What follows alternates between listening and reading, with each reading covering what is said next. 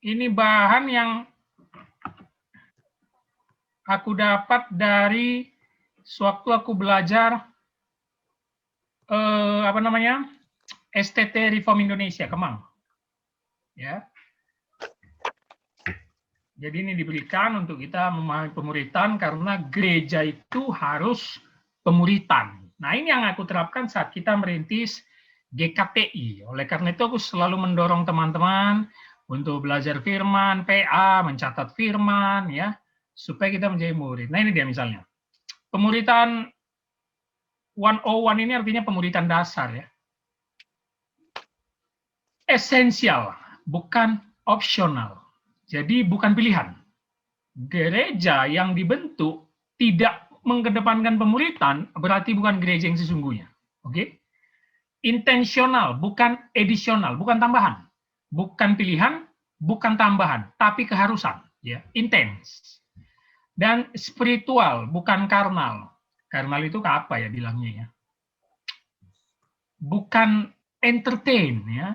Bukan yang kayak karnival, bukan kayak yang heboh-heboh, tapi harus betul-betul merengkuh spiritual kita dengan baik terhadap Alkitab. Nah, itu arti pemuritan dalam gereja. Jadi, teman-teman tahu nih dasarnya, hari ini kita belajar nih, ya. Oke? Timothy Keller pernah bilang gini, nah teman-teman nih harus punya nih buku nih. Tolong, kau udah pernah baca buku Timothy Keller belum? Udah tapi nggak selesai. Oke, ya ini wajib nih anak STT, anak apa harus ada nih buku Timothy Keller. Tom, kalau ini gue pindahin, nggak ngaruh kan dalam rekaman? Pindahin gambar-gambar kita? Enggak. Di kau nggak gerak kan? Enggak. Oh, ini menghalangi tulisan soalnya. Oke. Timothy Keller pernah bilang gini, kecuali jika Anda seorang yang rohani, pemuritan tidak akan berhasil. Apa maksud Timothy Keller sini? Ada yang ngerti nggak?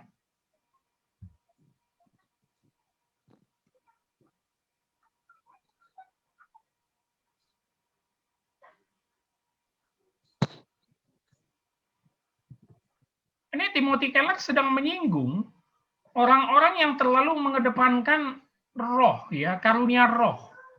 Mengedepankan sedikit-sedikit kuasa Tuhan, sedikit-sedikit mujizat, sedikit-sedikit hal-hal yang berbau rohani. Sehingga kalau kita selalu mengedepankan rohani, maka tidak akan ada namanya pemuritan. Atau contoh kecil banyak yang bilang gini kan, nggak usah belajar Alkitab terlalu dalam, nanti Roh Kudus yang akan menerjemahkannya, ya kan? Bahkan ada pendeta berani bilang, aku itu kalau mau khotbah, persiapanku sebentar aja. Kenapa? Di mimbar nanti, itu Roh Kudus yang akan menerjemahkan ke aku, Roh Kudus yang akan memimpin aku. Ya, itu apa ya, omong kosong sebenarnya ya, nggak ada seperti itu ya. Kita harus belajar menjadi murid, maka murid harus belajar, gitu ya. Makanya teman-teman harus tahu yang sekarang berada di GKTI kita ini, Raja Daud, gereja ini dirintis atas dasar pemuritan. Makanya kalau teman-teman malas nyatat, wah belum siap jadi murid. Berarti kalian terlalu mengedepankan apa? Rohaninya doang, gitu. Nah, aku tidak mau itu terjadi kepada teman-teman di GKTI Raja Daud. Oke, jadi pemuritan ini penting. Oke, pemuritan integratif dan transformatif. Nah, ini dia. Bisa dilihat ini gambarnya? Bisa ya? Dari orang berdosa, ini kita semua. Oke? Siapa saja orang berdosa itu? Pengunjung gereja, penikmat ibadah, orang rohani religius, aktivis atau pelayan Tuhan, itu semua berdosa. Oke? Melakukan penginjilan sehingga apa? Bertobat. Oke? Barulah dari bertobat, ingat ya, harus beranjak dari sini, lahir baru. Bertobat ini lahir baru ya. Baru proses pemuritan, mengikut Yesus. Artinya apa? Membuat murid. Barulah orang-orang itu yang dimuridkan menjadi orang yang diselamatkan. Ngerti nggak? Gambar ini ngerti nggak? Ada yang bingung nggak? Enggak. Nggak ya? Kenapa orang sulit menjadi murid? Jawabannya apa? Tasya?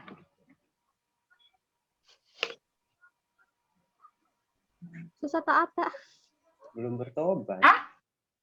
Belum bertobat. Iya, ini dia. Kenapa ada yang malas nyatat di gereja kita? Belum bertobat. Kok pelan kan suaranya, Bang? Kalau itu Masuk bukannya Holong belum kayaknya. bertobat. Tapi Holong udah kayak Mama. mencatat ya kemarin. Ya, Soalnya pelan amat, Kak. kenapa? Soalnya belum bertobatnya pelan banget. Iya, kan aku lagi nyindir Holong. Ya. Enggak ya Holong ya, udah bertobat ya? Udahlah, udah STH kok, santai lah ya kan.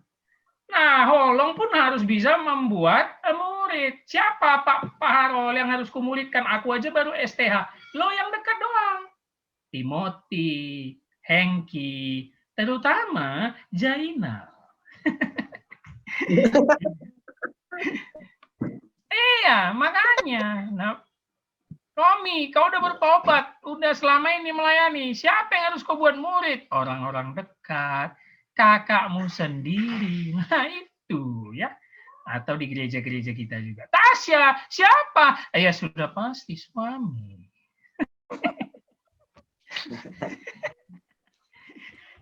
Gitu ya. Jadi kalau Kristen katanya lahir baru nggak memuridkan, perlu dipertanyakan pertobatannya. Oke, hati-hati. Nah, kita lihat lagi tabelnya ya. Nah, ini yang sering terjadi. Program pemuridan sudah terintegrasi enggak? Lihat ya. Tipikal, gereja tipikal yang tidak intensional ini kalian bisa lihat nih. Kelihatan kursorku kan? Iya. Gereja mengadakan KKR, langsung katekisasi, langsung kelas seminar pembinaan, dijadikan training majelis. Itu bukan pemuritan. Ya, bukan. Dan jujur, kita pun melakukan kesalahan ketika kemarin melantik majelis. Tapi ya namanya tuntutan sinode mau apa lagi ya. Makanya aku bilang kemarin kita pelantikan majelis non formalnya itu. Cuma namanya sinode sudah minta, mana ini sudah 2 tahun nggak ada pelaporan majelis, ya terpaksalah Holong jadi majelis, Romi jadi majelis, Pak Melki majelis, Hengki majelis. Tapi benarkah mereka sudah betul-betul jadi murid? Itu masih dipertanyakan. Makanya aku harap Romi pasti sudah jadi, Holong juga harus bisa menjadi murid yang bisa membantu. Ya Holong ya. Pak Melki juga aku yakin sudah. Hengki nih masih harus pertanyakan, masuk nggak dia nih? Belum ada masuk dia.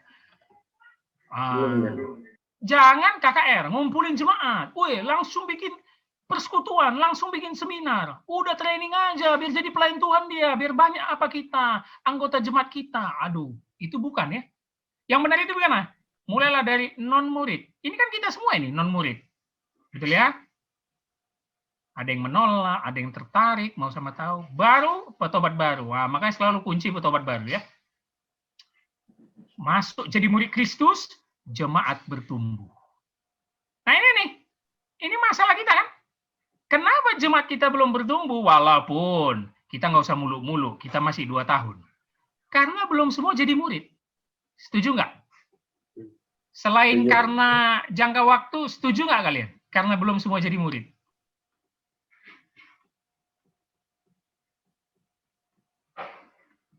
Setuju? Setuju. Setuju ya.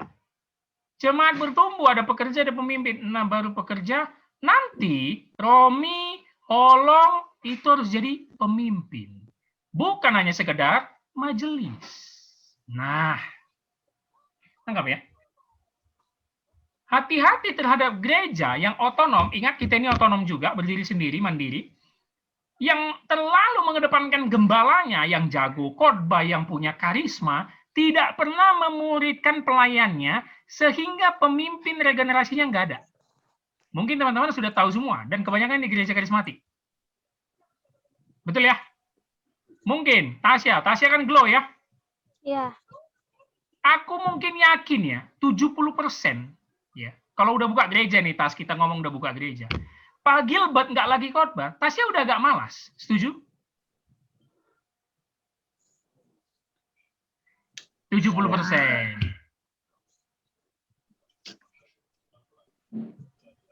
Setuju nggak, Tasya? Setuju, Kak. Setuju. Kenapa? Jangankan Kenapa sih begitu, Tasya. Kak?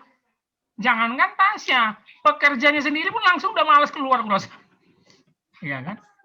Karena dia betul-betul menjadi gembala yang unggul, yang superior, tidak memuridkan. Aku tidak mau itu terjadi dalam GKTI Raja Daud. Ya. Kita bergumul supaya jemaat kita tambah, tapi yang paling penting pemuridan. Nah, bisa ya?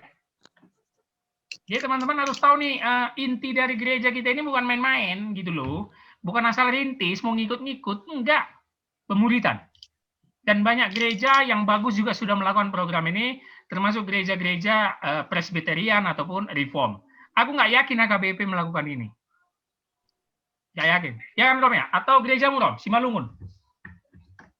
Orang itu kan udah itu, Bang, apa namanya? Untuk regenerasi gembalanya kan diatur sama sinode, jadi gembalanya pindah-pindah terus. Iya, enggak. Wah, bukan maksud. Iya, itu memang doktrin gereja. Apanya? Mulai majelis sampai ke jemaat itu melakukan pemuridan enggak? Enggak dalam sih kayaknya, tapi kan ada juga kegiatan mereka yang kayak apa? Partemiangan. Itu yang partemiangan mingguan, itu kan bagian itu juga. Oke, bentar, mau aku nelpon. Halo? Mak. Halo. Oh ya, makasih, Mak.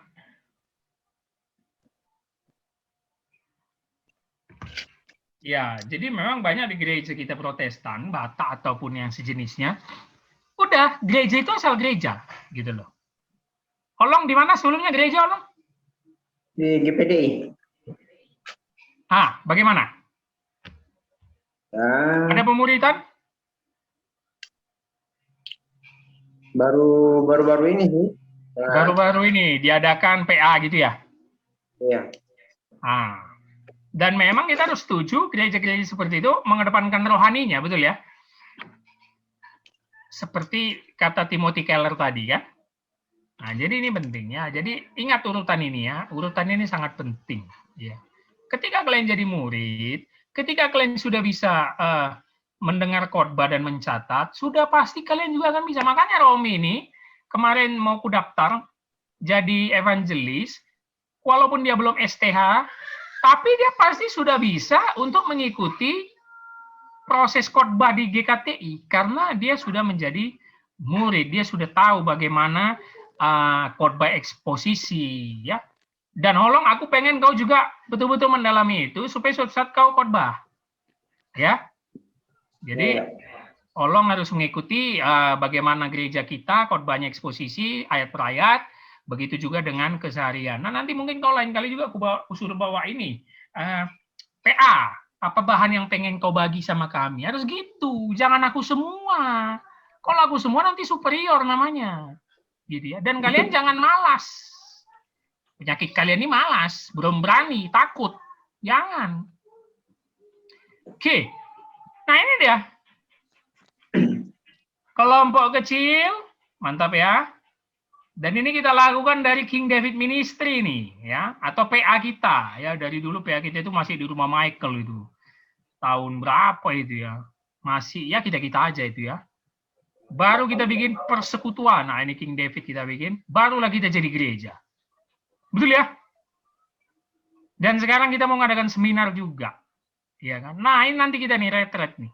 Nah, jadi step pemuridan itu harus jelas, gitu loh.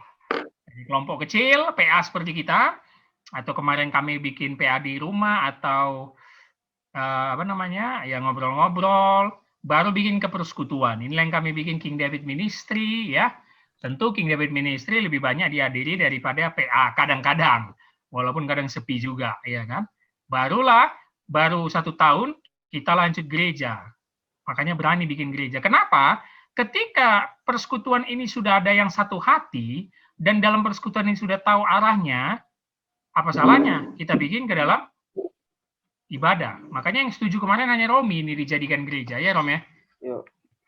Karena orang masih lebih pengen di kelompok kecil. Aku nggak yakin. Kenapa? Cenderung kebosanannya tinggi. Karena dalam ibadah itu betul-betul kita sudah dibentuk dari kecil oleh orang tua kita secara agamawi. Memang gereja lah tempat kita bersekutu dan menyembah, betul ya? Mungkin kalau Tasya aku ajak, setiap Sabtu kita kumpul ya, ini adalah pengganti gereja kita. Bukan pengganti maksudnya nggak gereja minggu. Ini adalah awal kita untuk menjadi. Lama-lama Tasya pun bosan. Kenapa? Coba, kenapa Tas? Maksudnya gereja tetap, Kak? Hah? Gereja tetap. Iya, belum ada. GKTI belum ada. Jadi dulu masih King David. Nah, aku wajibkan Tasya sebagai orang yang sering sama kami, datangnya setiap Sabtu kita bikin persekutuan ini untuk nanti merintis gereja 5 tahun lagi. Kenapa nanti ada kemungkinan Tasya lama-lama bosan dan akhirnya nggak join lagi di Sabtu? Ya, karena pasti ada aja ininya, Kak. Keperluannya. Bukan. Kegiatannya lain maksudnya. Kenapa, Rob? Karena ya kegiatannya monoton gitu-gitu aja. Bukan. Jadi Karena minggunya gereja. nggak sama lagi gitu. Iya, jadi dia mikir, besok kan minggu kan aku gereja ya. Ngapain ya aku terus-terusan datang ke Sabtu selain habis ongkos, habis tenaga, habis pikiran, toh minggu juga aku gereja. Nah, itulah yang menjadi dasar persekutuan kita, walaupun kemarin hanya berapa orang, berani maju deh, puji Tuhan. Memang kalau kita dari Tuhan, setia, ada aja tuh sampai sekarang masih jalan. Semua orang dulu meragukan kita jadi gereja. Tapi jalan aja tuh sampai sekarang, ya. Bisa ya? Nah ini dia, the gospel growth process. Outreach kita gapai orang-orangnya. Follow up, di sinilah yang paling sulit. Setuju ya? Tasya kalau ngajak orang PA gabung ke kita atau ngajak kita ke gereja 2-3 kali ngingatin, habis itu malas kan follow up kan? Kalau dia nggak datang-datang. Iya, benar. Iya. Ini yang paling sulit karena kemanusiaan kita itu cenderung ya udahlah, memang kau nggak mau bertumbuh ya udah mati kau sana. Iya kan? Nah ini untuk kita juga ini olongnya. Jadi di grup pelayan Tuhan tolong aktif juga mengingatkan teman-temannya. Kadang susah, Kak. Sekarang aja kan gitu. Kalau misalkan kemarin-kemarin tuh yang aku ajak, berapa kali aku ingetin. Tapi karena males-malesan, sekarang aku udah nggak pernah ngajak-ngajak lagi, Kak. Itu dia. Iya. Ya nggak usah kau pun tas aku juga kan. Kayak kita ini, teman-teman kita GKT ini. Tengoklah, hanya Holong yang masuk hari ini. Udah berapa kali diingatkan. Yang lain tak masuk-masuk. Nah, setelah follow up berhasil, pastilah dia bertumbuh. Nah, mulai nih, jadi murid nih. Ya. Nah, ini kayak Holong sudah ya mencatat, Romi mencatat, Tasya mencatat ya. Nah, barulah di sini nanti betul-betul jadi majelis, pengkhotbah, pelayan Tuhan, semua makin difasilitasi di sini. Nah, dan memang momen tersulit adalah di sini ya, follow up. Oke. Kelompok murid dan sukses, singkatannya KLIKS ya, ada committed, komitmen ini yang selalu aku bilang, terikat ya, committed. Ya. Committed betul ya, komitmen ya. Committed apa sih? Betul nggak? Iya, betul. Iya ya. Terus loving atmosphere, nah ini yang harus kita terapkan, jangan kita saling nggak peduli, tapi kita harus saling merangkul, saling peduli sama teman-teman kita. Informal setting, ya. Compatible ini, apa ya? Kecocokan ya? Betul nggak ya? Ya apalah itu pokoknya. Terus key moments ya, momen kunci, sense of belonging. Nah, ini nih, ini yang sulit nih. Merasa punya ya. Bahwa kenapa aku mau bergereja di GKTI? Karena aku dimuridkan di sini, maka aku merasa peduli dan memiliki GKTI. Ini yang sulit nih. Karena teman-teman banyak berasal dari gereja lain. Nah, ini pelan-pelan ya, pelan-pelan kita bikin ya. Baru size, manageable, dan openness. Keterbukaan. Kayaknya aku sebagai gembala sudah melakukan ini semua lah kepada teman-teman ya. Setuju nggak? Atau ada yang kurang? Tapi teman-teman yang tidak, Loving atmosphere kayaknya kurang, Bang. loving atmosphere. Lo kan kita sering nongkrong. Ya. Belum terasa kayaknya, belum terasa. Ya, nanti kita bikin lagi ya, nongkrong kita lebih lama ya. Oke.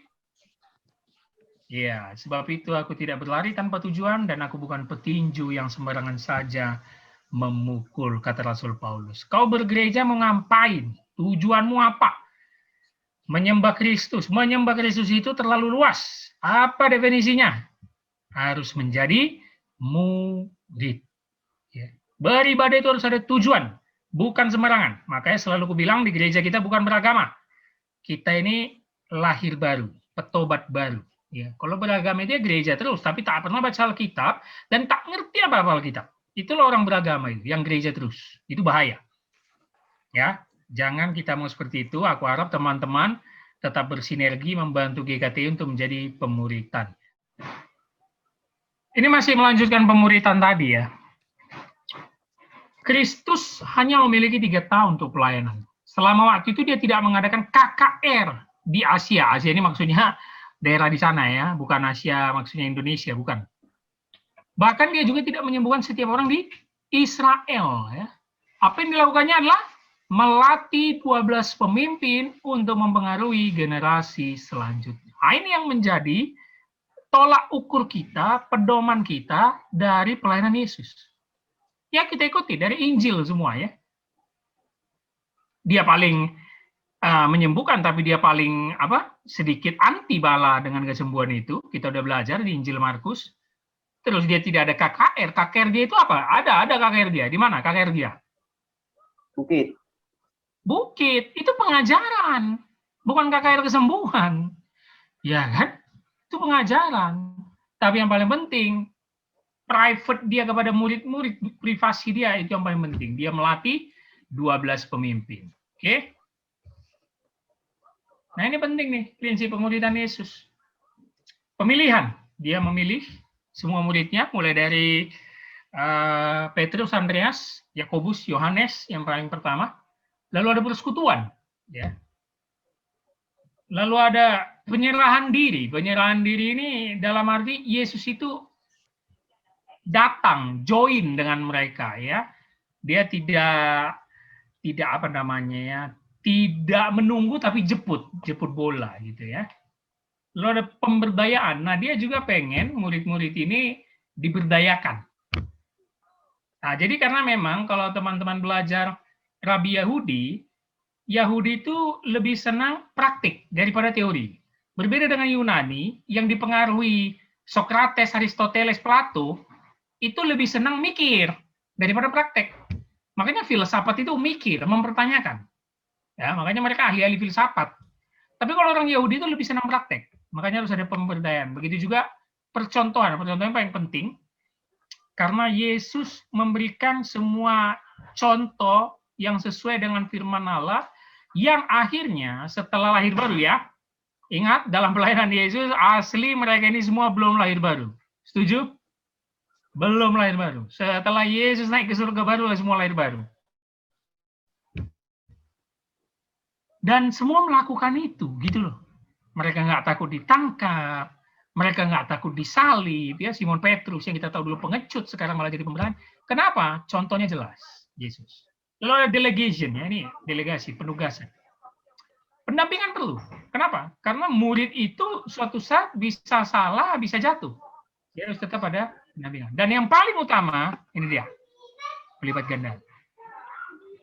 Oke? Pelipat ganda.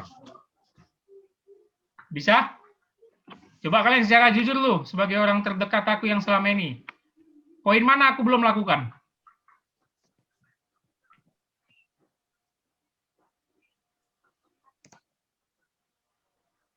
Enggak ada. Udah ya? Udah. Jujur kalian nih. Ya udahlah. Mungkin di inilah masih kurang ya pendampingan ya.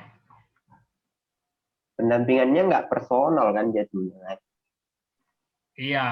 Belum iya. personal. Tapi Yesus di sini personal. Enggak, maksudnya pendampingan yang abang lakukan belum jatuh personal.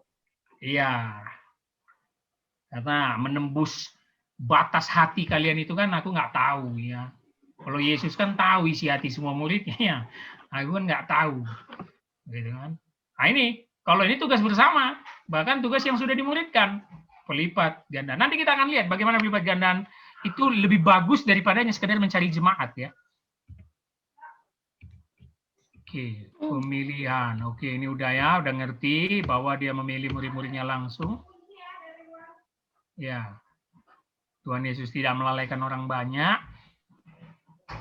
Dia tetap mengajar, melayani orang banyak, memberi makan, mengusir setan, memberkati anak-anak. Ya, dia tetap menjangkau orang banyak. Nah, ini yang sekarang mencoba kita lakukan ya. Di mana kita bikin seminar, di mana kita bikin YouTube ya, di mana kita bikin nih memberi makannya apa nih? Aksi sosial ya.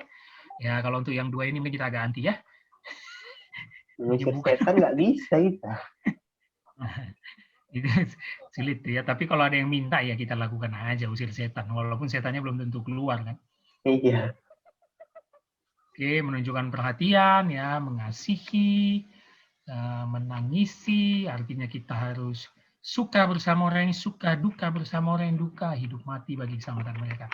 Makanya kalau nggak salah dulu King David kita ada kunjungan orang kan. Aku nggak tahu Romi pernah ikut nggak ya? Nggak pernah ikut. Ada, jadi aku sama David itu kunjungan orang sakit. Beberapa kali aja sih, nggak sering. Ya, orang sakitnya dimulai dari saudara dulu, yang minta doakan. Kemarin bahkan sudah mau kita deal-dealan dengan rumah sakit. Boleh nggak kami datang berdoa? Cuma lama-lama aku lihat itu kayak agak ekstrim sekali ya. Datang-datang berdoa gitu ya ke rumah sakit. Jadi tidak jadi program itu. Pemilihan sudah, ya. Mana yang penting itu ya tadi? Ya ini dia. Strategi kita itu ingat ini menjadi poin penting, memusatkan kualitas. Bukan kuantitas, tapi dari kualitas harus menghasilkan kuantitas yang berkualitas. Ya. Makanya kita nggak perlu terlalu kecewa, terlalu miris. Kenapa ya belum tambah-tambah jemaat kita ya? Aku pengen semua dulu berkualitas. Gitu ya.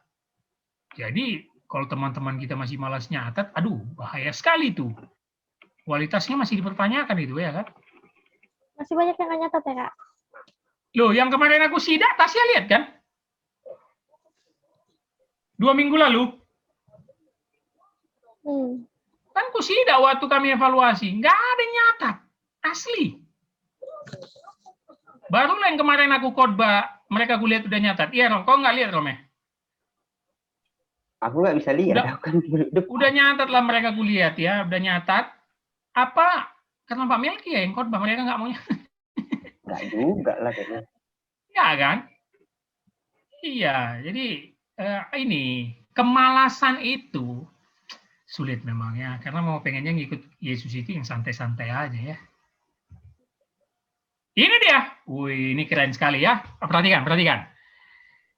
Ini jemaat gereja X 100. Ini GKTI, kita andaikan yang 2. Oke? Tahun pertama mereka langsung 100 dengan KKR-nya, dengan pendetanya yang terkenal, dengan kesembuhannya, dengan mujizatnya. 100 langsung. Kita masih 2. Tahun pertama setahun masih 2 orang. Oke? Tahun kedua, wih, dia tambah dong 100 lagi. Ini penambahan. Kalau kita apa? Perkalian. Dari 2 orang itu ngajak 1 orang. Jadilah 4. Wes, tahun ketiga dia pun tetap 300, kita masih 8. Aduh, sedih ya. Kalau misalnya lah gereja yang 300 ini gereja siapa lah yang juga baru merintis kita tahu siapa ya? Misalnya lah kita bilang lah ada anak estet yang baru tamat ya kan, karena dia khotbahnya menggebu-gebu, berapi-api, terus dia bisa kesembuhan, wah langsung 300 dia. Kita GKTI 8 3 tahun. Ya ampun, mengerikan ya. Karena masih pelipat gandaan. 4 orang ngajak lagi 1 orang, 1 orang, 1 orang. Lanjut ya. Sampai sini terus.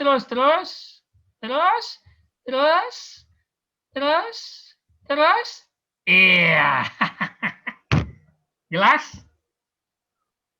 Tahun ke-10 dia kalah. Menarik nggak, teman-teman? Jadi jangan penambahan, Tapi pelipat gandaan. 10 tahun, lama kali Bang. Ya wajar lah. 10 tahun masih wajar ya. Woi, kalau semua terus ngajak satu orang satu-satu melipat gandangan, iya kita menang di tahun ke-10. Dia 1000, kita 1024. Iya kan?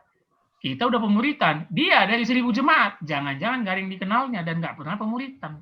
Lanjut lagi tahun 11. Sorry boy, kau udah ketinggalan. Gereja kami sudah lebih besar dan gerejanya sudah berkualitas.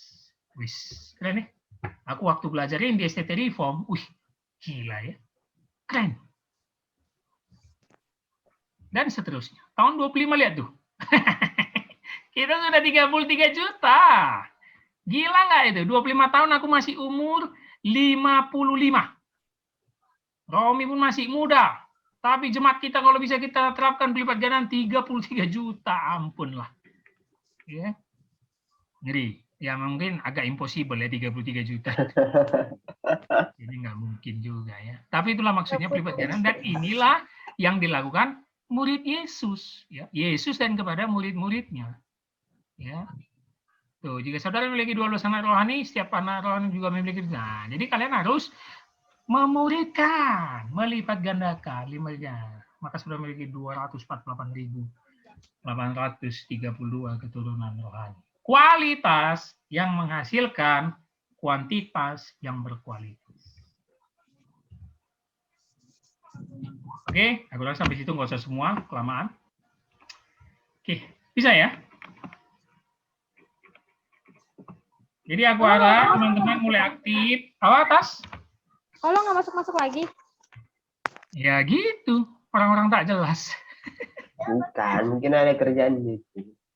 Oh iya, dia memang lagi jam kerja ini, Tas. Jadi, dia pun tadi itu kebetulan masuk. Ya. Aku harap teman-teman sudah mulai peduli dan mau share, jangan malah share ya.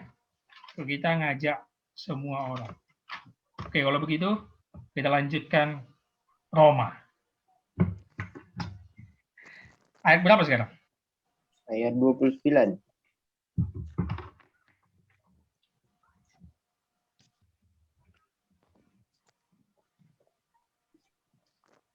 Oke, kita hari ini menyelesaikan pasal 1 dan masuk ke pasal 2 sedikit.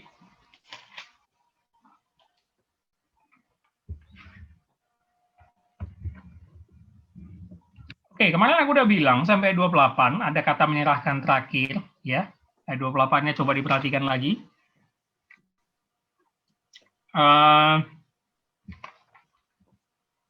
Allah menyerahkan mereka kepada pikiran-pikiran terkutuk, ya mereka di sini orang-orang yang menolak Allah dari ayat 1 ya sampai 18 kemarin. Pikiran terkutuk yang tidak pantas ya, apa saja yang menjadi ciri khas orang-orang yang diserahkan Allah. Kata menyerahkan kemarin sudah ya, sudah belajar ya. Bahwa diberikan kepada penghakiman. Oke, kita lihat ayat 29. Coba Tasya baca. Penuh dengan rupa-rupa kelaliman, kejahatan, keserakahan, dan kebusukan, penuh dengan dengki, pembunuhan, perselisihan, tipu muslihat, dan kefasikan. Oke, kemarin Tasya ngitung ya, berapa dosa yang disebut Paulus di sini? Masih ingat? 1 kalau nggak salah, Kak. Berapa? 21. Iya, 21 ya, 21. Nah, dia mulai nih dengan ayat 29. Penuh dengan, nah itu penting digaris bawahi ya. Penuh dengan, fill with. Jadi apa artinya ini? Betul-betul under control, di bawah kontrolnya Allah, karena diserahkan ya kepada pikiran terkutuk. Bahkan terjemahan penuh dengan ini dalam bahasa Yunaninya bisa digambarkan bagaikan sarung tangan di dalam tangan. Ngerti nggak? Yang mengendalikan sarung tangan itu adalah tangan di dalam. Gitu ya. Jadi bisa mencet-mencet, bisa menggenggam, itu karena tangan yang bergerak. Sarung tangan itu tidak punya kuasa. Itu arti penuh dengan, under control. Ya, betul-betul dikontrol Allah, betul-betul diserahkan Allah. Oke? Penuh dengan rupa-rupa yang artinya banyak, ya bentuk, rupa-rupa Pertama, kelaliman. Kelaliman kita sudah menjumpainya mulai dari ayat 18, ya. Segala kefasikan dan kelaliman. Kelaliman ini adalah melanggar aturan, ya. Melanggar aturan atau berbuat jahat kepada sesama. Ya, udah salah di hadapan Tuhan dan berbuat jahat kepada sesama, itu kelaliman. Lalu ada juga kejahatan. Kejahatan baik dalam sosial maupun budaya, semuanya. Itulah orang-orang yang diserahkan. Dia tidak peduli lagi aturan, dia nggak peduli lagi batasan hukum, dia akan berbuat jahat sesuai dengan kemauannya, tapi dengan kontrol dari Allah. Jadi memang dalam surat Roma pasal 1 ini Allah ini betul-betul menunjukkan murkanya yang luar biasa ya, dan menunjukkan dia yang berdaulat yang terkadang orang nggak bisa terima, gitu ya. Ini terkesan Allah itu jahat yang mengontrol semua kejahatan dan kelaliman manusia. Lalu ada keserakahan. Karena orang yang membenci hukum pasti serakah, ya. Nggak mungkin dia mau berbagi, nggak mungkin dia mementingkan masyarakat, nggak. Dia akan menabrak semua sosial dan budaya, dan kebusukan sama penuh dengan dengki. Dengki ini kayak iri ya, iri, pembunuhan, perselisihan, tipu muslihat, dan kefasikan. Menarik, dia buka dengan kelaliman, dia tutup dengan kefasikan. Sama dengan ayat 18, betul ya sebelumnya? Sebab murka Allah nyata dari sorga atas segala kefasikan dan kelaliman. Jadi dua hal ini adalah awal dan akhir tentang semua rupa-rupa kejahatan. Ya. Kalau kefasikan itu betul-betul memberontak kepada Allah. Ya. Nggak peduli aturan agama, nggak peduli Allah itu ada atau tidak. Karena itulah dia melakukan semua kejahatan tadi, ada pembunuhan, perselisihan, tipu muslihat. Ya. Pertanyaannya, Tasya, ketika Hitler melakukan Holocaust dalam sejarah, membunuh 6 juta orang Yahudi, berarti dengan ayat ini, betul-betulkah dia di bawah kontrolnya Allah?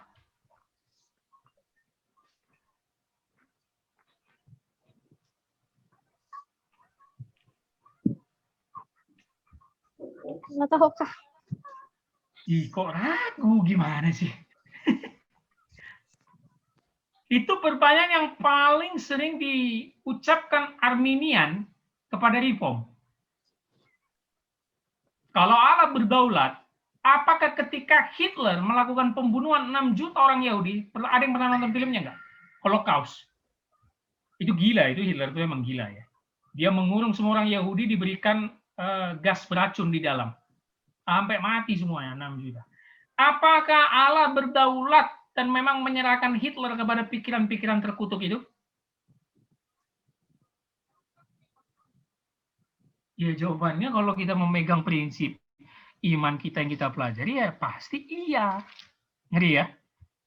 Dan paling sulit mempertanggungjawabkan itu kalau Tasya berani bilang itu kepada teman-teman yang kebanyakan aliran karismatik. Wah, Tasya bisa dibilang sesat. Jadi menurut Tasya Allah kita itu jahat.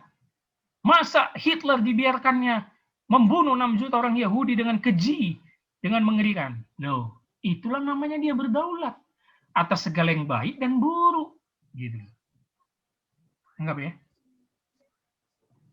Toh juga Hitler mati bunuh diri. Ya, Hitler nggak punya kuasa apa-apa. Toh Nazi hilang. Toh Jerman kalah dalam perang dunia. Nah, jadi cara-cara Allah itu jangan dilihat dari posisi yang baik saja. Gitu ya. Kalau hanya yang baik, maka dia tidak berdaulat. Oke? Ya, aku udah bilang kemarin, hasil dari ayat 28 adalah ayat 29 sampai 31. Betul ya? Pikiran-pikiran terkutuk itu atau Allah yang menyerahkan itu hasilnya 29 sampai 31 yang ada 21 dosa ini ya. Coba 30 Romi. Mereka adalah pengumpat, pemfitnah, pembenci Allah, kurang ajar, congkak, sombong, pandai dalam kejahatan, tidak taat kepada orang tua. Wih. Ada kata kalimat kurang ajar ya. Kurang ajar. Pengumpat ini terjemahan Inggrisnya penggosip, ya, penggosip. Pemfitnah, pembenci Allah, kurang ajar, congkak, sombong. Ya, padahal sama itu ya. Congkak, sombong, pandai dalam kejahatan, tidak taat kepada orang tua. Jadi segala aspek memang meliputi orang-orang yang diserahkan kepada pikiran terkutuk ini ya. Ya, kita lanjut saja hasilnya sampai 31. Ini semua jenis-jenis dosa yang teman-teman pasti sudah tahu lah ya. Tidak berakal, tidak setia, tidak penyayang, tidak mengenal belas kasihan. Menarik ya. 31-nya lebih kepada apa? Rohani. Iya, berakal. Dan ada kata tidak semua tuh. Tidak berakal, tidak setia, tidak penyayang, tidak mengenal. Lebih kepada moral spiritual lah ya, moral spiritualnya gitu. Nggak ada juga, hilang semuanya. Nanti teman-teman ketika masuk Roma 3, lebih diperjelas Paulus tuh. Bahwa dari ujung kepala sampai ujung kaki kita, semua nggak ada yang beres. Semuanya penuh dengan dosa. Nah itu dia ciri-ciri orang yang dimurkai Allah. Oke, 32, coba Tas. Sebab walaupun mereka mengetahui tuntutan-tuntutan hukum Allah, yaitu bahwa setiap orang yang melakukan hal-hal demikian patut dihukum mati, mereka bukan saja melakukannya sendiri, tetapi mereka juga setuju dengan mereka yang melakukannya. Gila ya. Mereka tahu ada hukum agama, mereka tahu ada aturan, yang dimana itu ditanamkan dalam hati nurani mereka dan bentuk-bentuk alam. Tentu sudah ada banyak sumber-sumber, ini untuk orang Romawi ya, orang-orang gereja Romawi untuk memperingatkan kepada orang-orang yang tidak percaya Tuhan ya dan hidup dengan berhalanya. Tentu sudah banyak aturan, tapi walaupun mereka tahu itu semua ada ukuran aturan-aturan, mereka nggak peduli. Mereka bukan saja melakukan, tapi setuju dengan yang mereka lakukan. Artinya apa? Artinya apa? Kalau kita lihat dari struktur kalimat ayat 32 ini.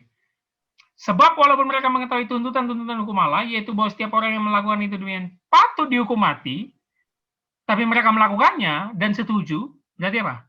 Mereka setuju untuk mati. Enggak ya? Jadi orang-orang seperti ini nggak perlu dikasihani nih. Ini orang-orang yang memang ada ditempatkan Allah di dunia ini, yang memang dipakai Allah untuk menggenapi rencananya dan menjadi contoh untuk kita, untuk memastikan kita ini orang yang dimurkai atau diselamatkan. Oke, mereka setuju, santai. Makanya mau mati pun nggak apa-apa. Ya. Makanya tidak heran kalau kita baca PL, banyak sekali di perjanjian lama itu berhala-berhala ya nyembah, mempersembahkan anaknya dibakar pun nggak ada masalah. Ya. Padahal itu dibenci Allah. Oke. Bisa ya? Pasal 1 bisa ya? Jadi kita sudah belajar dari Paulus yang tidak bisa datang ke Roma. Tapi dia memberikan kekuatan kepada jemaat di Roma untuk berpegang kepada Injil. Tapi ingat, Injil adalah kekuatan Allah dan Injil adalah murka Allah. Ya. Oke.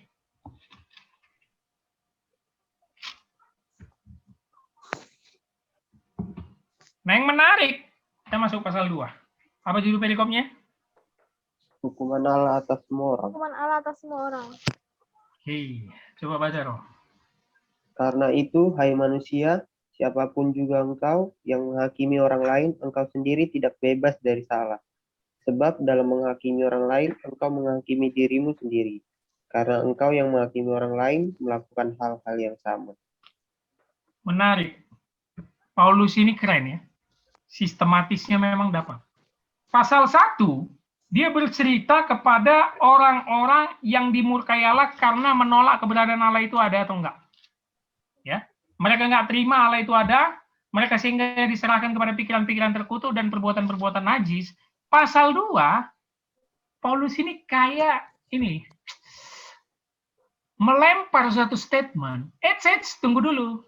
Yang tidak melakukan itu jangan senang dulu. Nangkap nggak kalian? Oke. Dia melempar kepada orang-orang yang ingin berbangga bahwa, puji Tuhan, selamat, kita percaya, kita yang penting berbuat baik, ya. Makanya ayat pertama, coba Tasya, apa yang perlu kita garis bawahi?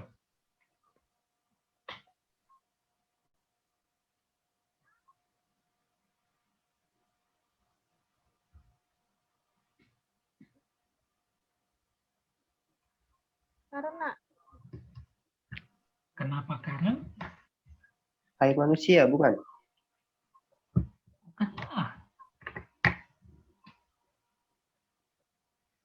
Oh, menghakimi. 1. Lihat tuh, berapa kali menghakimi di situ? Iya, iya. Ada 4 kali. Betul? Mm-mm. Satu lagi apa? Orang lain. Bukan.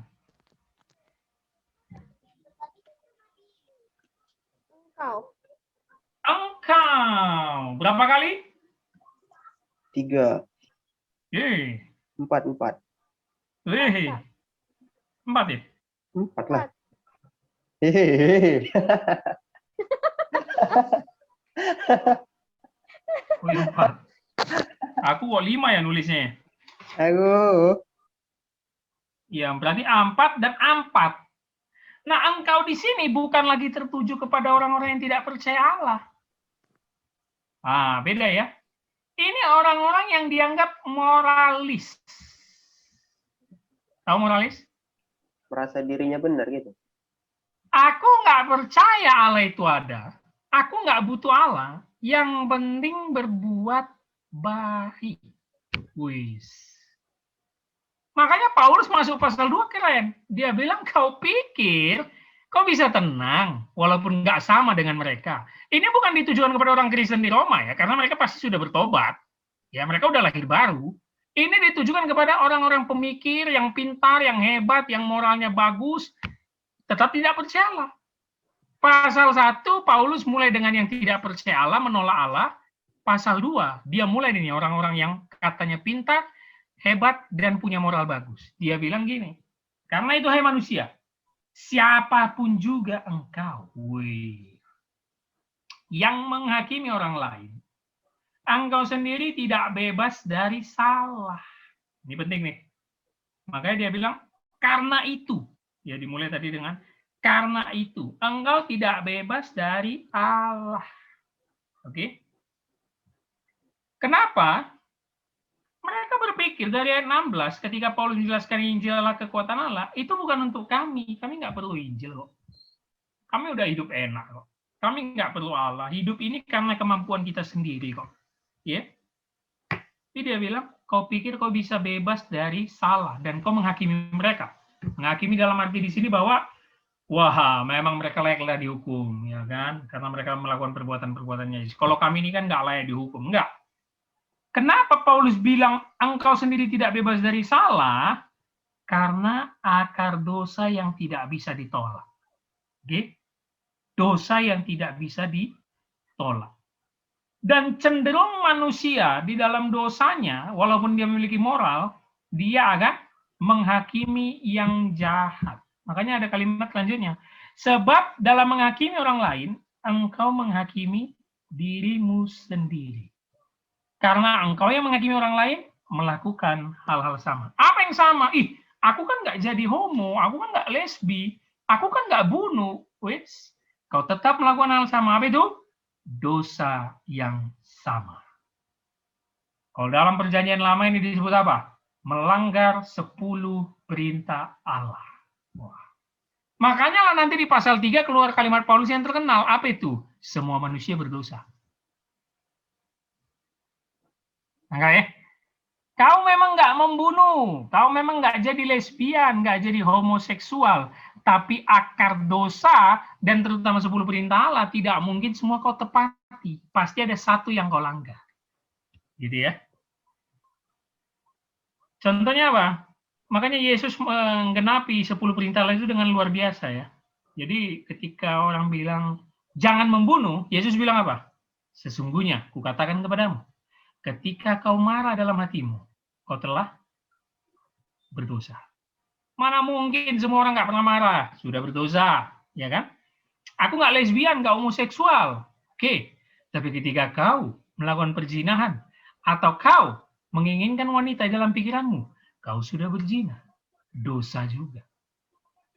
Jadi mau kau sebaik apa, moralmu bagaimanapun, kau jangan bangga dan jangan menghakimi. Karena kau tetap melakukan dosa yang sama. Jadi Paulus sudah menggabungkan 10 perintah dalam perjanjian lama dengan pengajaran Yesus. Bisa ya? Kita nggak bunuh, tapi kita benci orang. berarti kita juga sudah berdosa. Ya, makanya Kristen itu harus punya kalimat apa? Orang baik tidak masuk surga. Orang yang diberi anugerah lah masuk surga. Ya, kan? Jangan bilang orang baik masuk surga. Makanya terkadang kita di rumah duka itu, Bapak ini baik loh. Wih, Bapak ini selama saya hidup baiknya minta ampun ya. Orang seperti ini layaklah masuk surga ya. Nggak mungkin lah. Hati-hati kita dengan kalimat seperti itu di rumah duka ya. Karena yang begitu-begitu. Belum tentu kalau memang dia tidak mengenal Allah secara benar. Ya. Jadi Paulus sekarang meluaskan tulisan dia kepada orang-orang yang merasa diri baik, ya, merasa diri pintar tapi tidak memerlukan Allah. Kenapa? Karena akan cenderung menghakimi, makanya ada sampai 4 kali. Terus engkau. Wah, ini. Oke, ayat 2 coba ya. Tetapi kita tahu bahwa hukuman Allah berlangsung secara jujur atas mereka yang berbuat demikian. Nah, sekarang Paulus pakai kita. Berarti apa maksudnya? Dia ngomong ke Orang Kristen di Roma, buat. iyalah kita ya. Artinya kita nih yang udah tahu nih bahwa hukuman Allah, peraturan Allah kita udah tahu nih. Tapi kita tahu bahwa hukuman Allah, ya, hukuman di sini bisa dijajarkan dengan menghakimi di ayat 1. Ya, judgment juga, walaupun di sini hukuman Allah, bukan hukuman secara moral atau hukuman duniawi atau pemerintah, bukan ya. Tetapi kita tahu bahwa hukuman Allah berlangsung, mirip ya, dengan ayat 18. Sebab murka Allah nyata dari sorga. Ya, itu kan kemarin gue bilang present. Jadi berlangsung, dia betul-betul terjadi. Secara jujur, ini terjemahannya kurang tepat. Ya, terjemahnya according to the truth, sesuai kebenaran. Ya, jadi tetapi kita tahu bahwa hukuman Allah berlangsung sesuai kebenaran, ya. Tentulah hukum kebenaran. Apa itu hukum Allah? Ya, atau yang firman Yesus gitu. Tapi kita tahu bahwa hukuman Allah berlangsung secara jujur atas mereka yang berbuat demikian. Artinya apa? Kau sama saja dengan orang-orang yang dimurkai di ayat 18, bahwa hukuman itu sedang berlangsung di atasmu dan murka Allah akan ditimpakan kepadamu. Kenapa? Karena kau tidak mengenal kebenaran. Kata jujur tadi, according to the truth. Oke?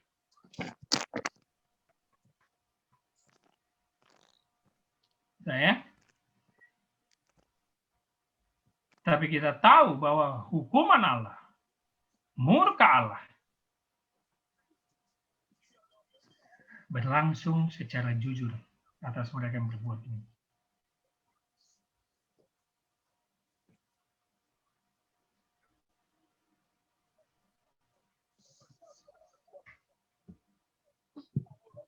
Bisa? Jadi teman-teman membaca struktur surat Paulus kepada jemaat Roma ini sampai pasal 3 ini, dia betul-betul menjelaskan manusia yang berdosa di hadapan Allah. Dan hanya Injil yang menyelamatkan, Injil menuntun kepada iman. Makanya lihat pasal 4 judulnya apa? Langsung Abraham dibenarkan karena iman. Ya. Abraham tentu banyak dosanya, Abraham pun tak jelas, ya kan? Tapi dia dituntun oleh iman untuk mengenal Allah. Oke?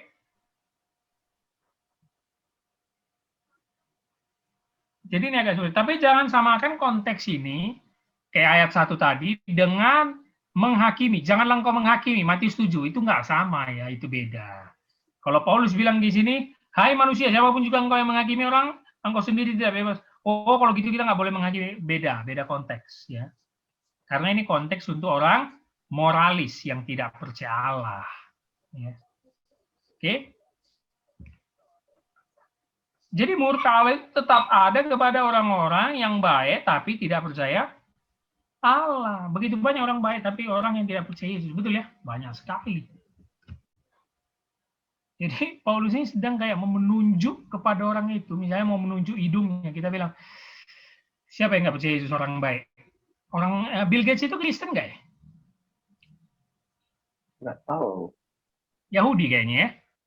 Mungkin. Nah, jadi dia ingin misalnya menunjuk Bill Gates, kau pikir dengan segala kebaikanmu, kau bisa lari dari penghukuman Allah. Kalau kau memang tidak percaya dan mengenal Yesus Kristus. Oke. Paulus membawa kita kepada sifat-sifat bahwa bukan perbuatan baik yang menyelamatkan. Lagi-lagi ini dasar doktrin Kristen. Oke. Bahwa orang baik pun akan dihakimi sesuai kebenaran Allah. Oke, Tasya ayat 3. Enggak, Kak.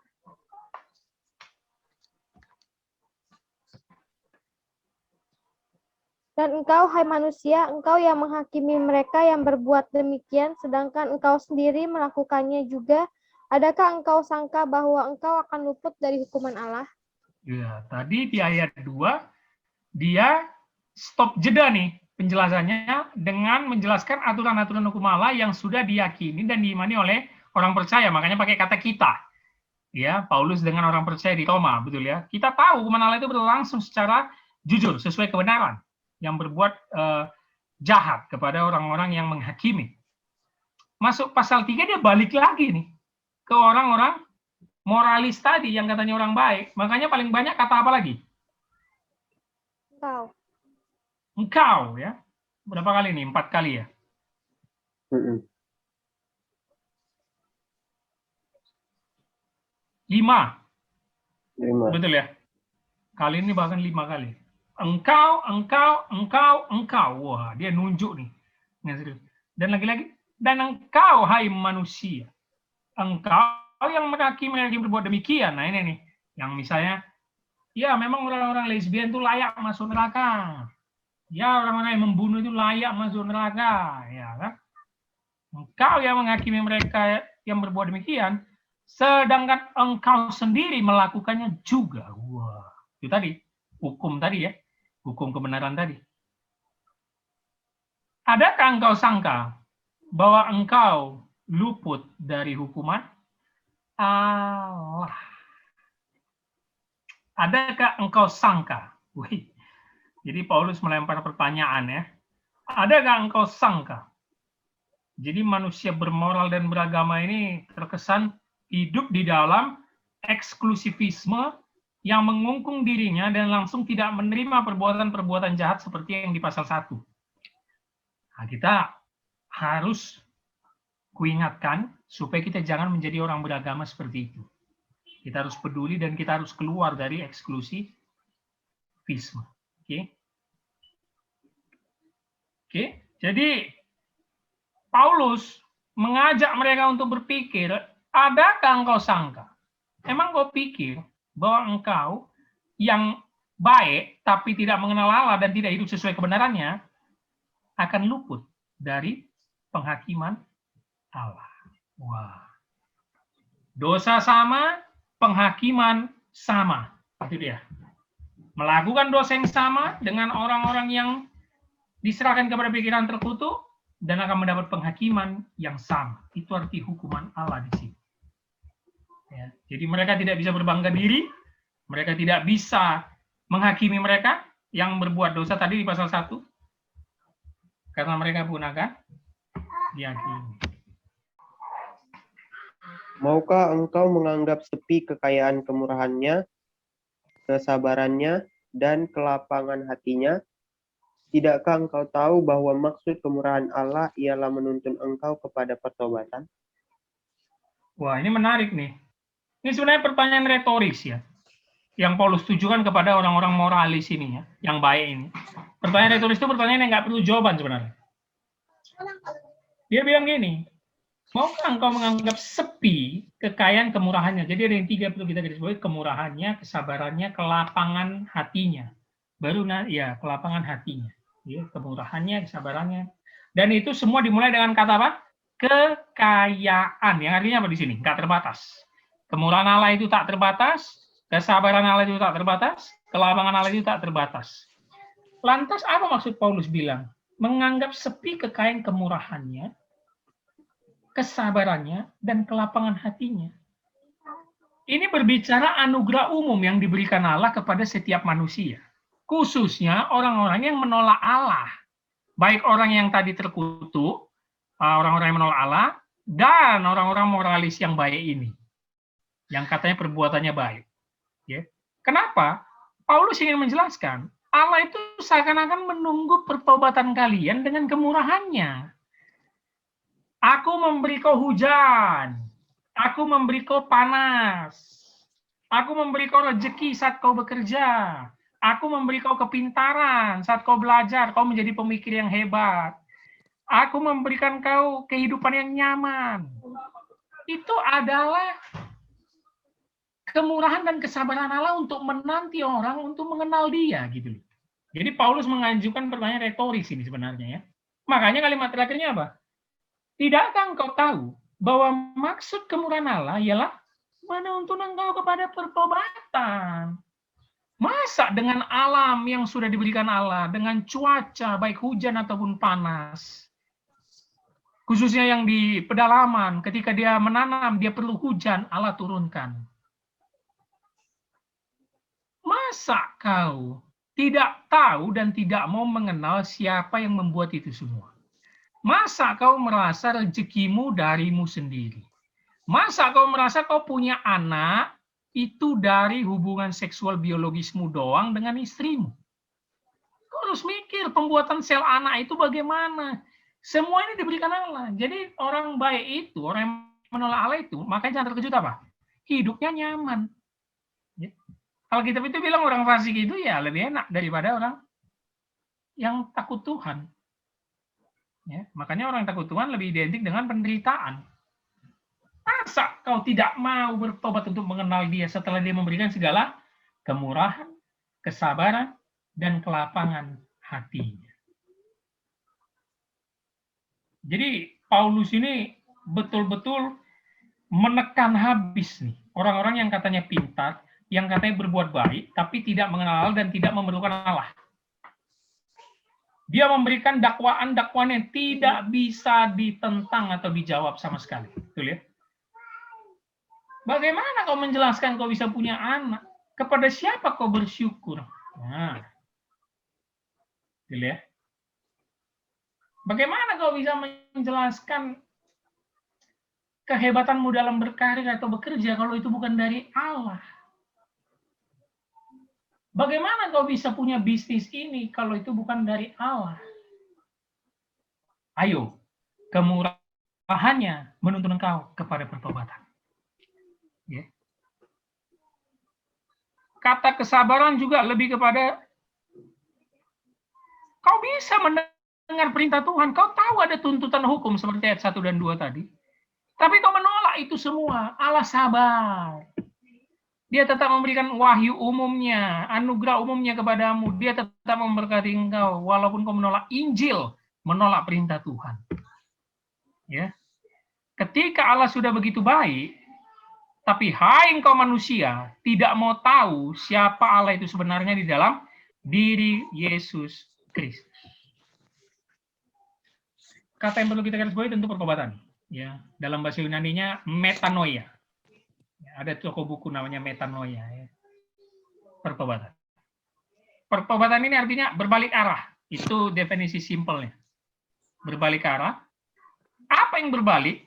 Pikiran, hati, dan tindakan. Semua. Ini menjadi refleksi kita. Pertobatan itu berubah arah, pikiran, hati, dan tindakan. Pikiran orang moralis yang pintar tadi, yang baik tadi, bukan hanya sekedar untuk berbuat baik, pikirannya berubah untuk memikirkan Allah. Itu artinya kau bertobat. Kau sudah percaya, ditanamkan iman. Kau akhirnya memikirkan tentang kerajaan surgawi. Atau memikirkan apa? Kehidupan kekal. Bahwa ada kehidupan setelah kehidupan ini. Hatinya berubah. Bukan lagi mengejar duniawi, bukan lagi tertarik kepada uang, bukan lagi tertarik kepada hal-hal lain. Hatinya terikat kepada Allah. Dan tentu tindakannya otomatis berubah. Actionnya jelas. Memuliakan Allah. Bukan memuliakan diri sendiri, bukan tunduk kepada dunia. Nah, itu yang Paulus mau katakan. Masa kau anggap kekayaan, kemuliaan, kesabarannya itu sepi? Kata sepi ini menganggap gini, nggak ada tuh. Allah itu nggak beri apa-apa. Buktinya aku berhasil sekarang karena aku pintar. Nggak ada tuh kayaknya. Nggak ada. Ya, aku memang kecelakaan. Ya, aku memang kena sial. Ya, itu memang karena kesalahanku. Bukan karena hukuman Allah. Nggak ada campur tangan Allah dalam hidupku. Nah, gitu tuh, menganggap sepi ya. Jadi pertanyaan retoris Paulus ini, kenapa retoris? Karena nggak mungkin dijawab ini. Susah jawab ini. Jawabannya udah jelas. Bahwa Allah memang murah, sabar, dan lapang hati. Dan semuanya ini menuntun kepada pertobatan. Oke, ayat 5 ya. Tetapi oleh kekerasan hatimu yang tidak mau bertobat, engkau menimbun murka atas dirimu sendiri. Pada hari waktu mana murka dan hukuman Allah yang adil akan dinyatakan. Ada dua langsung kalimat kontradiktif, kata kontradiktif dalam ayat 5. Kekerasan hatimu dan bertobat. Ya, kontradiktif ya dalam satu ayat. Oleh kekerasan hatimu yang tidak mau bertobat, ya, jadi dia tidak bertobat karena kekerasan hati, dan ini di bawah under control ya, di bawah pengaruh Allah, bahwa kau jangan menghakimi orang, jangan merasa kau paling baik karena kau sebenarnya keras hati. Betul ya? Kekerasan hati yang tidak bertobat, engkau menimbun murka, sama lagi dengan ayat 18, murka Allah nyata ya. Menimbun murka. Murka di sini tahu kan bahasa Yunaninya? Buka catatan kalian. Wah, jangan-jangan hilang nih catatan. Apa bahasa Yunaninya? Pasal 1, pasal 2 terus Paulus ngomong murka. Apa?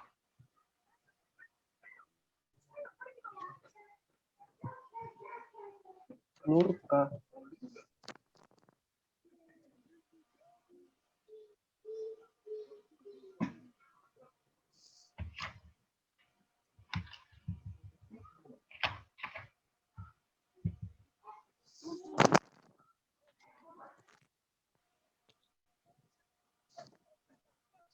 Ih, gak dicatat, bah. Orge.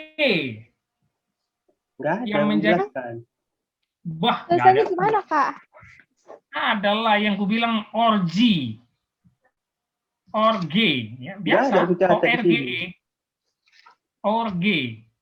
Murka. Orge. Wrath of God. Dan arti dari orge itu yang sebenarnya kulihatnya amarah besar, yang bagaikan kuda yang marah, betul kan? Yang nafasnya dari hidung itu.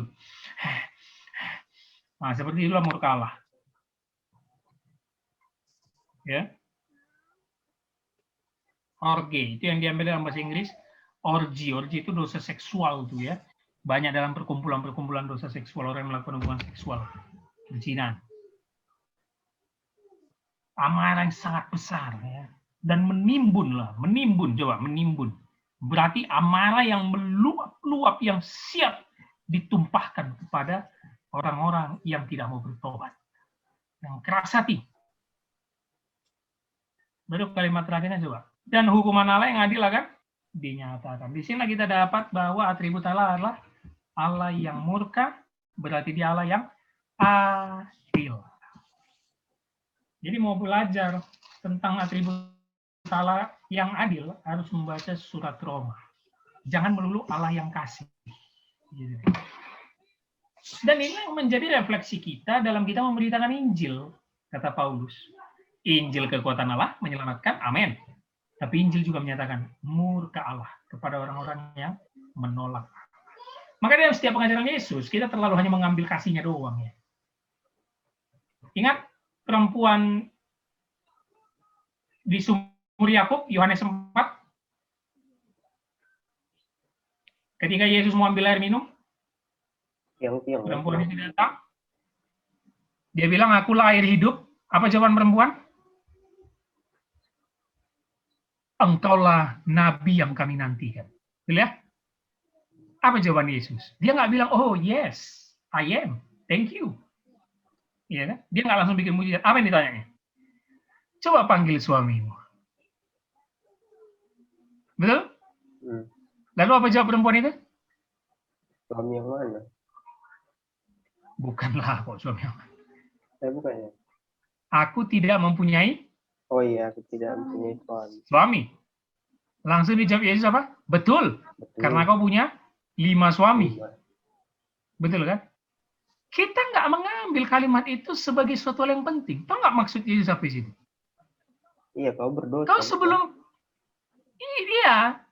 kau kenal aku air yang hidup, sebelum kau beriman kepada aku, kau bertobat dulu, cuy. Dia langsung menegur dosanya. Ya, dan Yesus menegurnya tentu dengan gayanya ya, yang Yesus selalu gunakan perumpamaan, analogi. Coba nggak suamimu? Begitu juga perempuan berzina, Yohanes 8 kan? Mana semua orang? Nggak ada yang melemparimu? Nggak ada ya? Aku pun tidak. Koma. Tapi jangan berbuat dosa. Ini yang sulit kita terapkan kepada banyak jemaat. Kenapa? Kita memikirkan ketersinggungan. Nah, itu yang aku nggak mau. Iya kan? Dan ini harus menjadi pengajaran dasar kita bahwa dosa atau kekerasan hati itu akan sulit membuat bertobat. Makanya kemarin yang chat aku untuk yang bercerai itu, karena suaminya ketahuan selingkuh sama satu kantornya, ya kan? Dia dapat nomorku dari temannya yang pernah juga konseling sama aku. Aku bilang, kau datang ke aku ini dengan maksud apa? Saya udah nggak tahan, Pak Pendeta. Pertama, aku nggak akan izinkan perceraian. Ditanyanya, bagaimana aku bertahan, Pak Pendeta? Udah nggak sanggup katanya. Kalau gitu, kau jangan datang ke aku lah. Karena apapun alasanmu, aku tidak mengizinkan perceraian. Terus dia tanya, gimana ya caranya, Pak Pendeta? Terus aku bilang, coba kau koreksi diri. Salahmu di mana? Loh, jadi aku ya? Ya. Kadang kan kita langsung gampang kali mengambil kesalahan pasangan kita sendiri nggak kita koreksi kan. Akhir panjang, ku berikanlah dia poin-poin kan, supaya dia koreksi diri, 1, terus harus ngomong 4 mata, ya kan. Dia sampai datang ke kantor suaminya, asli, dia obrak-abriknya kantor suaminya. Dipanggilnya manajer suaminya, dia bilang, suamiku selingkuh sama karyawan di sini. Gila kan? Brutal kan, Bang? Iya, emosi. Dan akhirnya, kemarin suaminya lagi dirumahkan. Belum dipecat, tapi langsung dirumahkan. Aku bilang, wah detik-detik pemecatan nih kayaknya. Ya. Sekarang, nah ini nih, memang kita orang Kristen ini kadang bego banyak kali ya. Tahu nggak? Dia dimusuhi keluarga suaminya. Dia udah cerita bahwa anakmu selingkuh, tapi mereka ngambilnya tahu nggak apa? Kenapa kau kasih tahu ke kantor? Sekarang kan dia jadi sulit kerja. Dimusuhi dia. Jadi sekarang tahu nggak? Dia di posisi yang salah. Nah, itu ngeri tuh.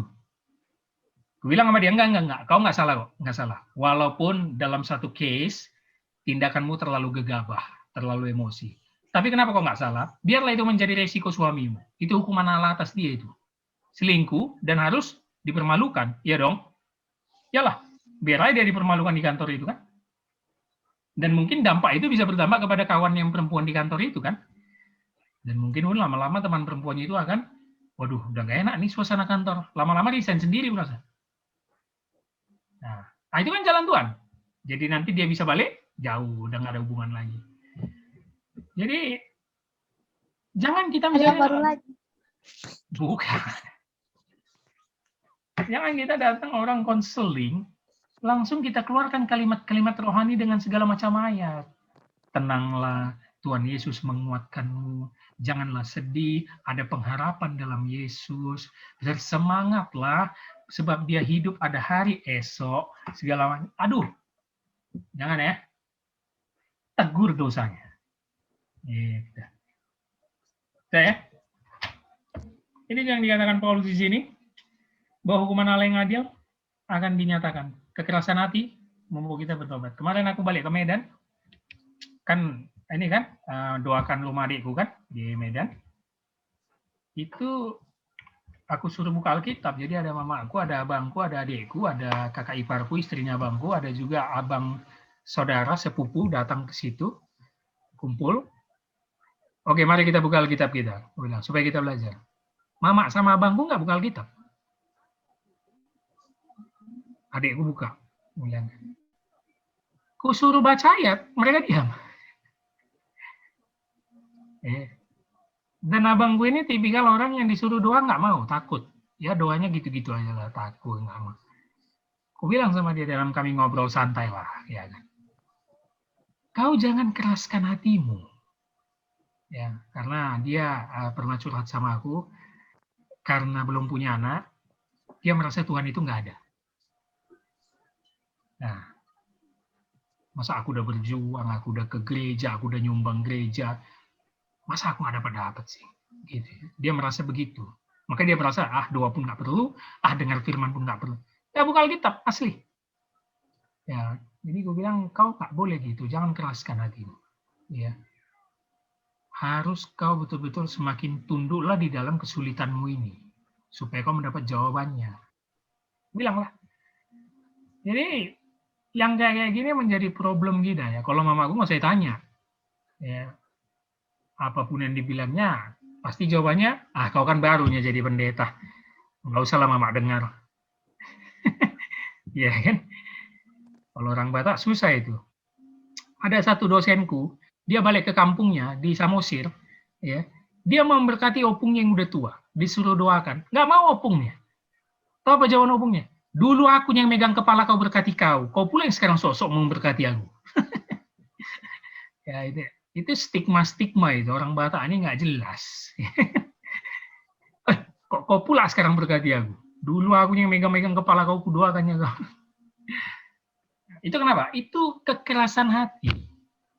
Ya. Dia udah mendengar Injil, dia udah mendengar segala macam, itu kekerasan hati.